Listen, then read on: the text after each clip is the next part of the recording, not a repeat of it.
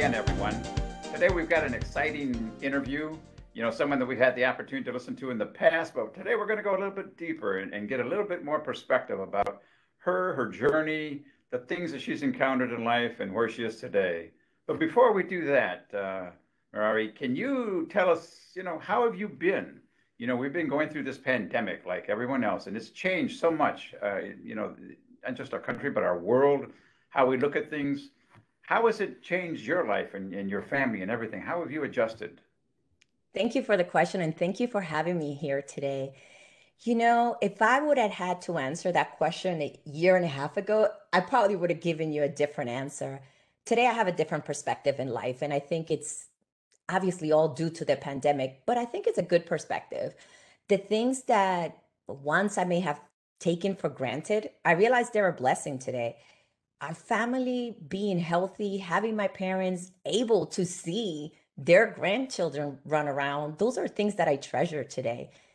Things like having a job, a career, or even being able to give back to the community, those are things that once, honestly, I just thought as normal. And it wasn't until I had a mind shift and I started looking at life as this is one less day I have here, one less day instead of one more day, because time is a finite resource. And when you look at things as less time left, you start being more proactive about how you invest your time. And that's what has changed for me. I'm well, the family's well. Thank you for asking. But I do believe that was a mind shift that happened in my life where now and today I treasure more of those simple things that I once took for granted. Right, right, right. You've got such an interesting story. Your journey is remarkable. It wasn't always easy. And can you share with the audience today just some of your story, the journey you had to endure? Because there were some days when you thought you weren't too sure, where life was going to take you. And can you share a little bit of that with the audience today? Absolutely. You know, I'll start with when I moved here from Puerto Rico. So I was born in Puerto Rico, and for those of you who don't know, Puerto Rico is known for its enchantment of beauty everywhere you look. Even the poor have Right. majestic views. Uh, at the time, we didn't have much, but we had enough. We had a home, we had love, we had food at the table, and the freedom that I would say to smell the fresh air, laugh, play, and enjoy the things that typical teenagers do in an island. In the search for the American dream, I would tell you my parents moved to a small town in New Jersey, which is where I went to high school. And I still remember at the time being both fearful and excited about the new adventures of moving to the US.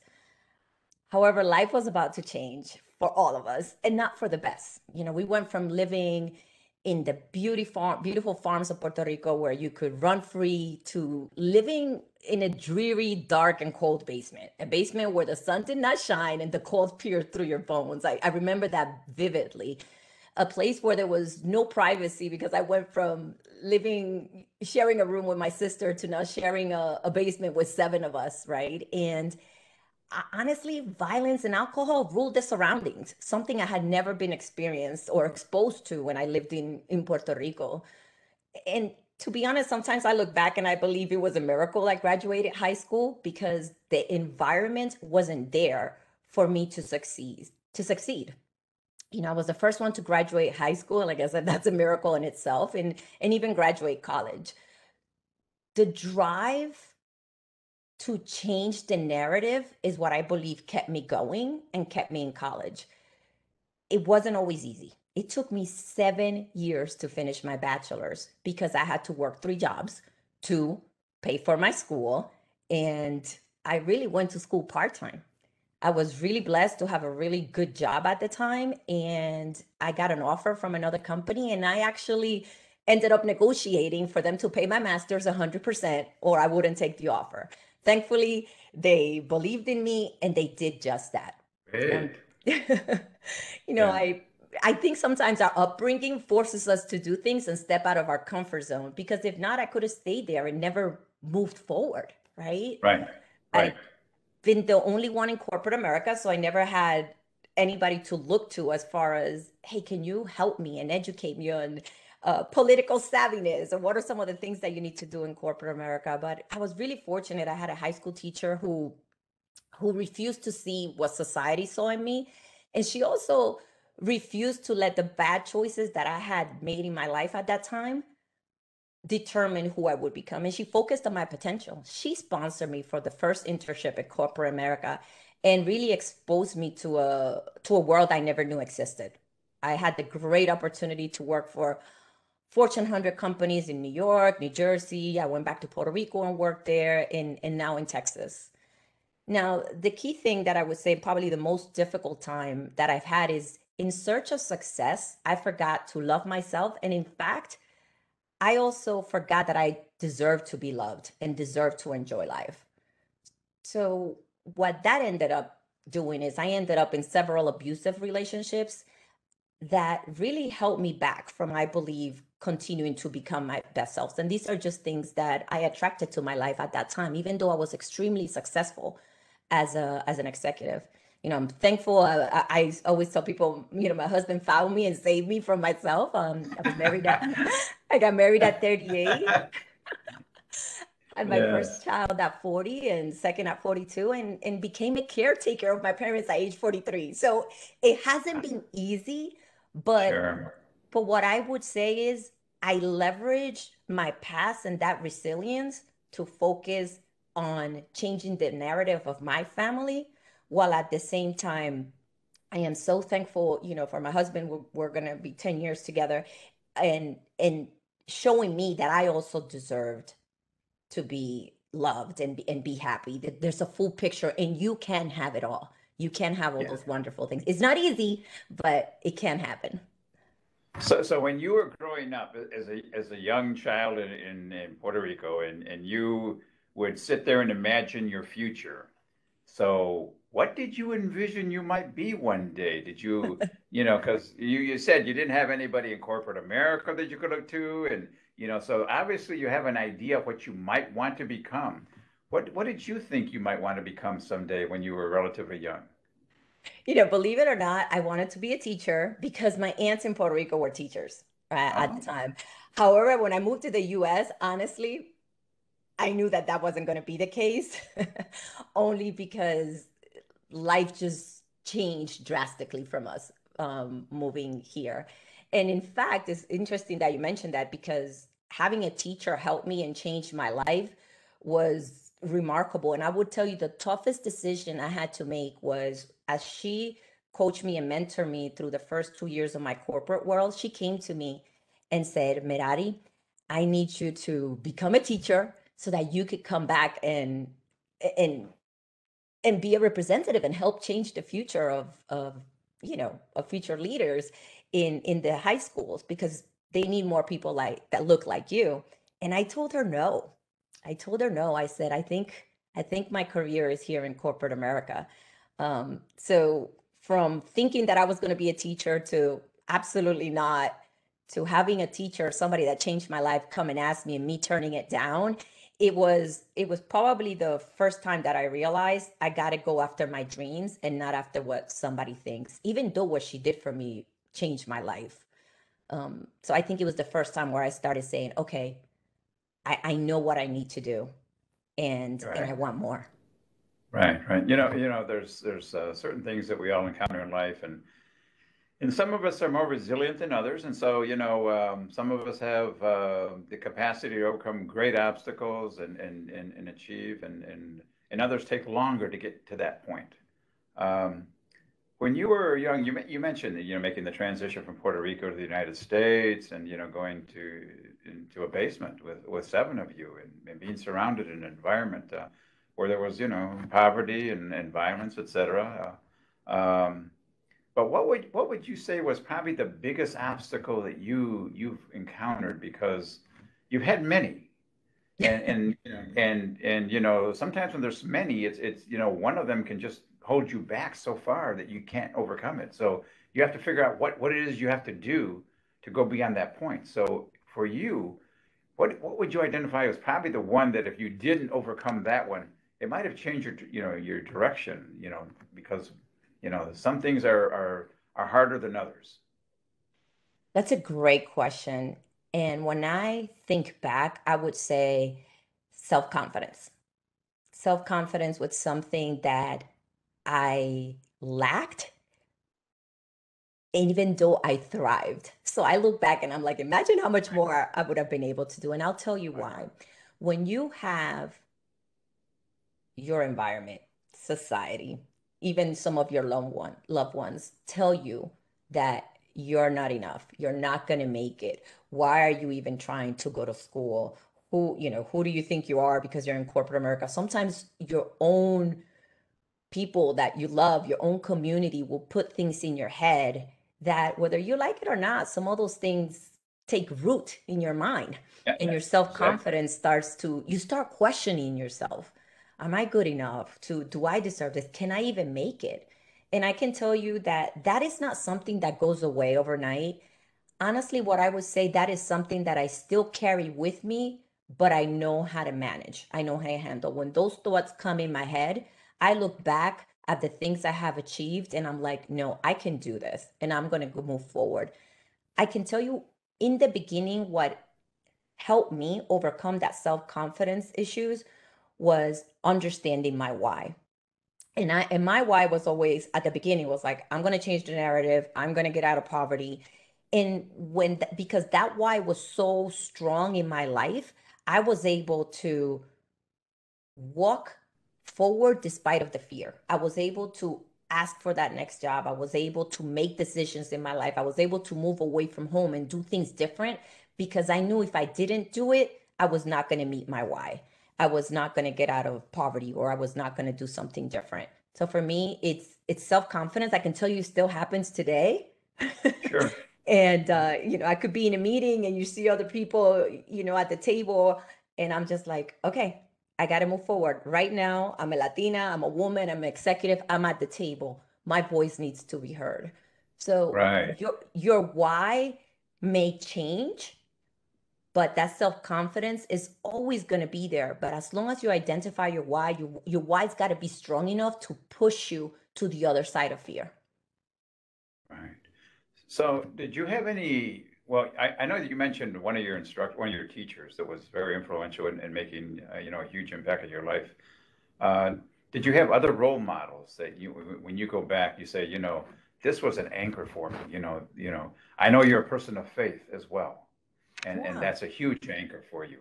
Um, but were there other role models in your life that you think, well, because sometimes it's family and it could be Yeah. friends, it could be, a person you meet at work. But were there certain people that came down your path that really influenced and made a change for you?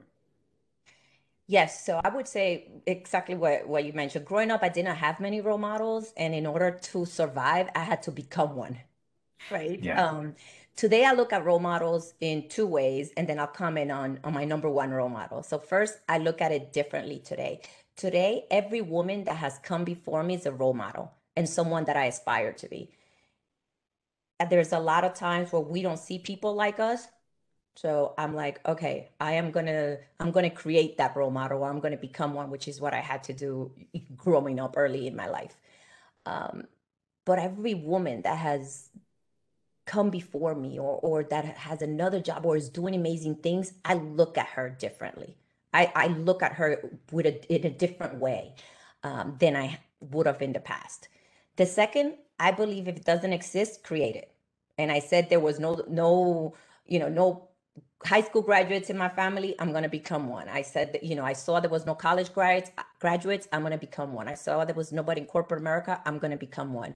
So that's kind of the way that I look at it. I no longer look as not having role models as an excuse, although I know if I would have had those role models, it would have been extremely helpful. You know, one of my number one role models, as I look at it now, it's a woman who has a high school education, has a heavy accent when she speaks English.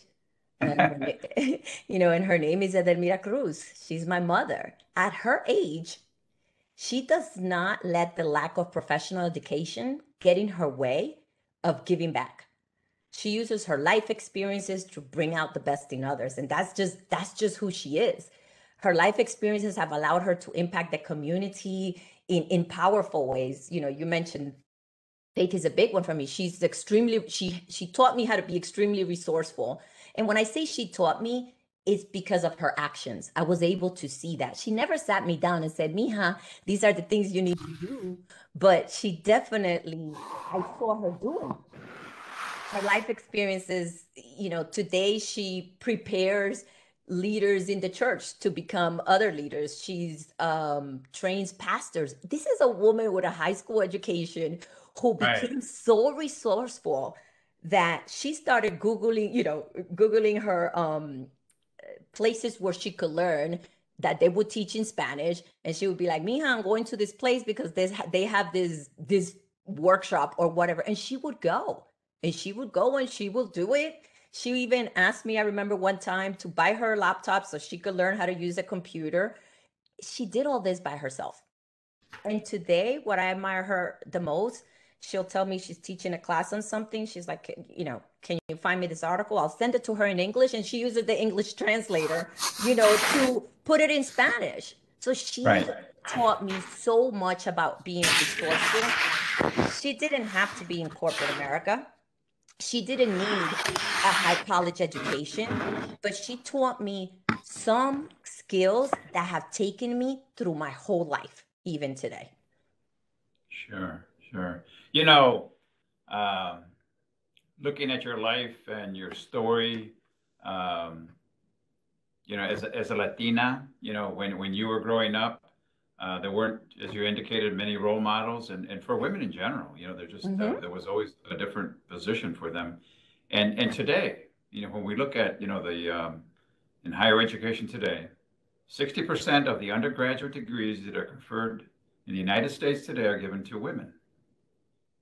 More than 50% of the master's degrees are given to women. More than 50% of the doctoral degrees are given to women. So Latinas are making an impact and will continue to make a huge impact, not just in our community, but in the country. Latinas create more than twice as many new startups for businesses. And you can go on and on and on, but there's a huge opportunity field today because of women like you that are out there creating that path for others. And they can look to you and say, you've done it. I know it can be done. And that's huge for so many people. But a little bit more on your story. You also have a PhD, and at some point you made a decision. Besides getting that master's degree, where you said, okay, you're going to pay for this one, you made a decision that I'm going to get a doctorate. And what was going through your head? You want to now Dr. Merari Simeon, and you will carry that title for life. You Yes. can't take that away from you, no matter what. What drove you to do that? How difficult was it for you to accomplish that? So I don't know what I was thinking, no, but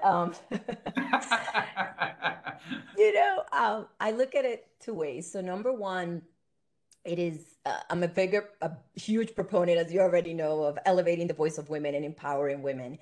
And I believe that people need to see it, number one, being done, right? And number two, we didn't have any in our family. And like I said, I'm all about creating that role model and creating that opportunity. So for me, it was a no debate. It was something that I needed to do to show the rest of our community that it can be done, to at least show our family that it can be accomplished. Was it easy? No. I believe every tear was worth it. You know, the journey definitely had more downs than ups. um, Right. the key, I believe, was recognizing it was not going to be easy, and life was not, but also life was not going to stop for me.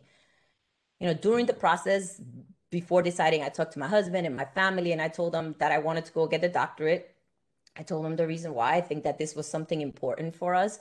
And to be completely honest, you and I both know that there's a huge stereotype against Latinos about not being smart enough, you know, at the end of the day. And I really believe that this doctorate will not only prove them wrong, but then also prove how smart we are. It would open doors, and also that we deserve you know, a seat at the table. We deserve a seat at every table. You don't need to have a doctorate to do that. But if that's what you need, I got you. I'm gonna give you a doctorate. Sure. But it was really tough because it would mean weekends were out of the question. It would mean that when we would do family vacations, typically I was, in a room doing the homework while people, the families were enjoying themselves. As you know, from Latino families, everybody stays up till really late, just talking and eating, and it's like 3 in the morning, Yes. and I could hear Yes. everybody just Having partying and fun. talking, and here I am like, oh, studying. Sure. But it also meant that I would cut 90% of the community work I was doing, which is something that I love, I really enjoy. But I was very clear, and I always go back to how I spend my energy and the time, is I was very clear on the things that were no debates. So 100% I was going to be at the kids' soccer games. I was only going to volunteer 2 to 3 times a year. We agreed that I would do minimum 2 times a week, dinner with them, or with the family, or with my parents, so that the kids knew, my parents knew, and my husband knew that these were times where I was going to spend with them. And I tried to make it as easier as possible. But the reality is, and I think the reason why I was able to do it all is because we all struggled through it together. It wasn't easy for the kids. It wasn't easy for my husband. It definitely wasn't easy for me. But we all knew the goal, and we all knew that it was important, not just for Merari, but for our family.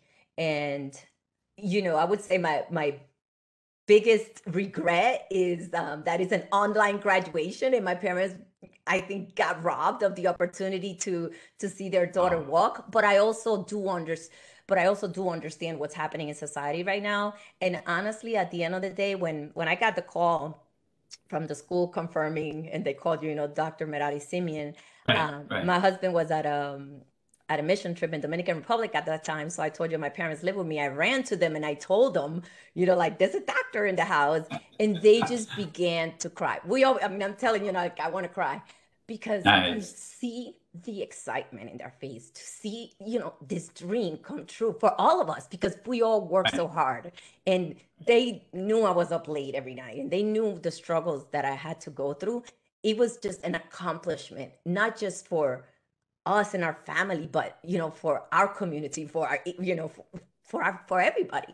So that, to me, still has a bigger weight than having my parents see me walk. But it's just been, it was worth it. It was painful, but worth it. Right. If Right. that Well, makes now, sense. now it's with you for the rest of your life. You've Absolutely. invested in yourself and it's there for life. And what, Absolutely. congratulations on that. Thank you. Now, apart from being a doctor, you are vice president for diversity, equity, and inclusion at PepsiCo, one Yes. of the largest corporations in the world. The name is known worldwide, and you're a vice president and in charge of this. What an accomplishment. So tell us a little bit about that kind of a journey. How did you arrive to this position with PepsiCo, such a large corporation in the world? Yes, no, it's great. Thank you. I've actually been with PepsiCo for 17 years. And so it's been a wonderful, wonderful career. They've definitely been very supportive of me. I worked with them in New Jersey. I had the opportunity to travel and work with them in Latin America, and most recently in Texas, and now in this role for the past 3 years. And one of the reasons why I would say I've been able to thrive in this organization is because diversity, equity, and inclusion are very much a part of the core of PepsiCo. If it didn't, I don't think I would be, if it wasn't, I don't think I would be here today. The company recognizes that we're stronger. We're stronger when we embrace the full spectrum of humanity, when we thrive to look like the communities we serve, when we support people regardless of where they come from. So diversity is a thought, and it's an experience that gives us endless possibilities. And PepsiCo knows this. PepsiCo knows that that our products are fueled because of our diversity, and there's just so much more. But I can tell you, PepsiCo is an extreme supporter of the Latino community and of many communities. But I can speak for myself and be here today truly saying this is what PepsiCo has done for somebody like me. And it's also, I hope that it brings hope to people in our communities that your past doesn't have to define you. you can become whatever you want to become when you ensure that you take the right steps, you take the right actions, but also that you work for organizations that support your growth. Right, right. Very, very important. You can become the architect of your own destiny, but you've got, you will have some challenges. Everything Yes. is nothing's that easy. There are challenges, and you've mentioned many of them already, and that you've encountered, but you are willing to put in the time to overcome those. So, in your current role in corporate America, are the challenges different? Were they, different kind of path? Did you have mentors in corporate America? Yes. And here's what I would say. I think a lot of the times we look for people to assign us a mentor, and where I feel that I was able to do it a little bit differently is I looked at who was doing it well. I connected with a lot of those folks. Now, I've also had formal mentors assigned to me, but it was a combination, if that makes Yeah, sense. I yeah, think and today I even look at things a little bit differently. There are people out there who are experts in what I do, and they're experts in doing all the things that I want to do. So whether it's through technology, whether it's listening to podcasts, whether it's, listening conferences like this one, right? Listening to experts, those I look at them like mentors. And we may not have a relationship and they don't know they're my mentor, but I'm listening to the words of wisdom that they're sharing. And to me, that's mentorship. But in our company, I was able to work for leaders who said, "Hey, I'm going to help you. I'm going to give you advice. I'm going to give you the feedback." And they were able to mold me in great ways to help me get here today. So I believe there's two. One, the mentorship is critical. Don't wait for somebody to assign them to you. Look for them. It has to be a relationship that, if it is a person to person, it has to be a relationship that you can feel comfortable with. And then the second one is sponsorship. If I didn't have sponsors, I wouldn't be here today either.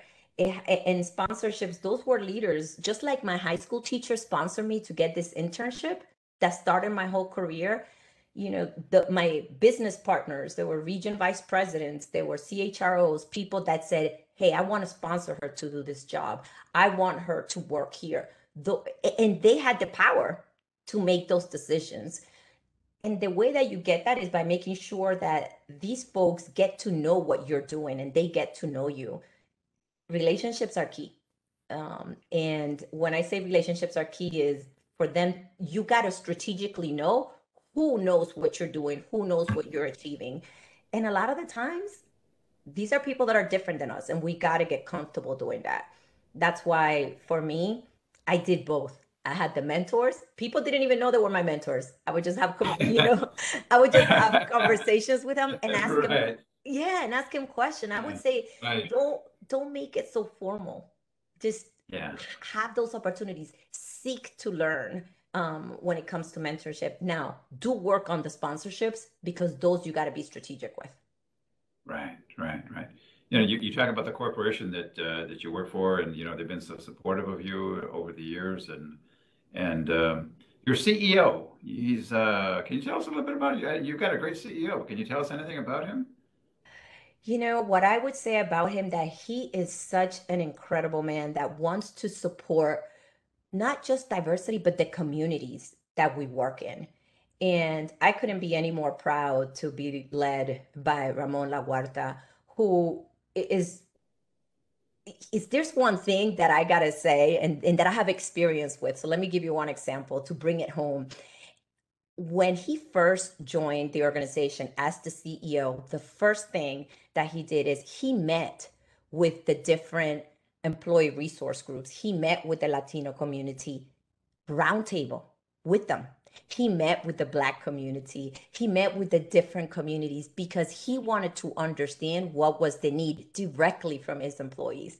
The CEO did this before all these things that happened last year. And I know because I was part of those conversations. So I wanted to share that story so that you can understand what type of person he is. He could have done a million other things, but those were his priorities when he first came into the role. And I think to have a leader like that is what speaks volumes. And it's really what changes the game when it comes to inclusion in the workplace. Sure, sure, sure. And as a corporation, I know you're concerned with the consumer base, and for those listening today, we've talked about statistics over the years, and we've indicated that 25% of the students today that are in our public school system across the country are Latino. That by the year 2000, well, in the next 15 years, that as opposed to being 1 in 4, the number is going to be 1 in 3. And so there's a huge growth, in this country. And that growth creates opportunity for all like people listening today in terms of employment. There are certain occupations that, create more growth than others. Today in STEM, there's a huge demand, for people. There's 2 million jobs that go unfilled because there aren't enough qualified people to fill those. But where have you seen where, I know you went a particular path in terms of your education. Where do you think you might advise the people listening today where they should be looking in terms of getting a rewarding career that's meaningful, provides a good wage for themselves, makes a difference in their family? Because many times, we're the first ones to break the cycle of poverty, and when you break that cycle of poverty for yourself, you break it for your family. Absolutely. And what would you advise the people today in terms of where they might look for occupations in the future, or what kind of careers they might consider? Yeah, absolutely. I would say expand your horizons. So, two things. Number one, technology is the way of the future. We can't escape it. So, with anything in that area, and to your point in STEM, it's a huge opportunity for us. But if I had to go back and tell you, hey, do something that you love, I would say take a look at those strengths. What are you really good at? What brings you joy? One of the things that I realized for a very long time is I was doing what I loved. I loved empowering people. I loved changing the game. Those are things that I loved. I didn't know that was my purpose. I was doing it, but I didn't know. Once I was able to figure out this is my purpose, this is what I love. I love to elevate the voice of women. I love to empower our communities. Then I was able to really make a bigger impact in my role as an executive. So do what you love, figure out what you love, because that could come to life in any career that you choose. So that's really important. But honestly, the way of technology is the way, insights. People need to know the way the consumer is moving. It's e-commerce. Those things, whether if you like to be in sales or even in marketing, e-commerce is the way of the future, right? We know that. And STEM, it's critical. We need more representation of Latinos, as you mentioned, in these jobs. And they're not going anywhere. They're not going anywhere because technology, as you and I both know, it's the way of the future. I mean, look at us now doing an interview online. Who would Right. have thought that, right? Right. Exactly. Yeah. Yeah. So you've had a challenging but very rewarding career. Um, you've accomplished so much in life. You're a doctor. You hold a doctorate degree. You're a mother. You're a wife. You're so many things in corporate America today. So what do you do with your spare time? Do you have any? What do you do what are your hobbies? What else do you? I mean, you accomplish so much. You do so much, and I know your faith, is a big part of your life as well. But are there things that you do just for fun? So I do. Okay. So I was like, wait, let me think about that. So two things. So one, I do, outside of my faith, because you mentioned that already, I would say the other thing is I love to work out. Like I really do. I don't really think that I would be here today if I didn't work out because I do need to release my energy. Um, it's funny, but my kids and my husband, they know when I haven't worked out. They're like, okay, that's it. It's time for you to work out. Right. Right. Right. So that's one, and I do enjoy it. I do enjoy it. And then the other one is, so I just wrote a book. I collaborated with 14 Ah, other multicultural women, and we wrote a book called Radical Women, which stands for Resilience After Difficult Issues, Changes, and Losses. So pretty much and it's really what we're doing is nice. we're taking the experiences from our lives to show other people that, hey, these are the things that we've done and we've been able to overcome. And these are some of the ways that we've done it and so on. So there's 14 different women, 14 different stories. And that's kind of what I did on my spare time. But I had fun. And you know why I had fun? Because let me tell you why I had fun. I had fun because for so long we've run away from our past. And Right. Right. our past is so powerful because it does inspire, it can inspire the future. And I also believe that, I mean, you hear it about now, you hear these things now. Vulnerability, that's the way to be, right? And being vulnerable does help the new generation, help other people. So when they face these issues that I've overcame, they can say, you know what? It's not impossible. Because when you're in those situations, you do feel like the world is gonna end. You do feel like this is Sure. it. I Sure. no más, right? But I'm and hence the reason why the other thing that I do for fun is the Color Forward podcast, which is a place where we bring the voice of multicultural women in the C-suite or entrepreneurs to talk about how they've overcome it and what rules they have broken, and not rules from a legal perspective, but those unwritten rules that are sometimes put on women by society, but also rules that we put on ourselves.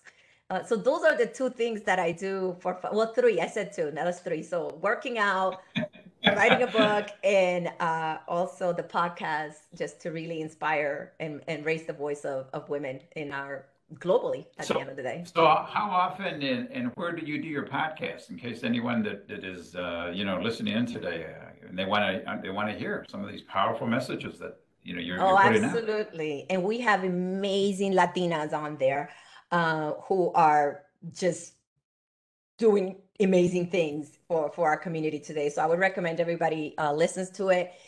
We come out with a new podcast every 2 weeks. But if you go to colorforward.com, or if you go into my personal website, merarisimian.com, you can find the episodes, all of the episodes, and you will well, I could tell you this. I've met so many inspirational women that honestly, I think that's why I can't stop doing things, because when you talk to them, when you talk to these Get amazing inspired. women, Yeah. I'm like, oh my God, I'm not doing enough.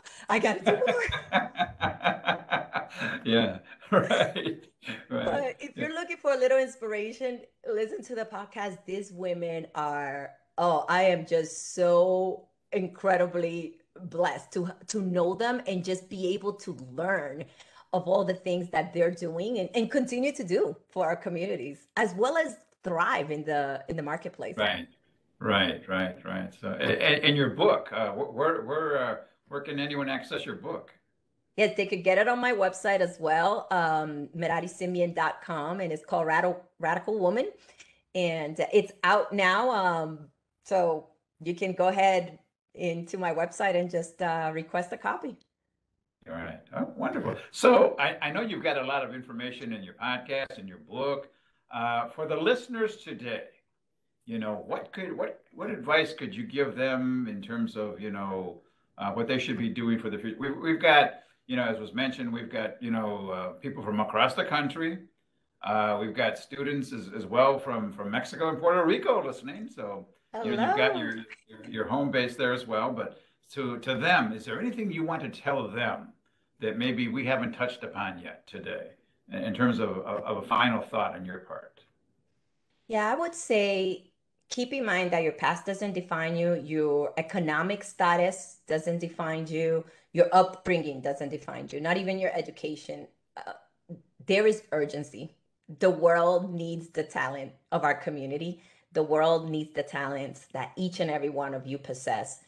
Some may say I'm too young, some may say I'm too old, but I would challenge every single one of them to remove the limits from your imagination that society or maybe you may have put on yourself, and really take that leap of faith, take the chance, take action. It's not okay just to dream. Dreaming is beautiful and imagination is great, but you have to take the action despite of the fear that you may be facing.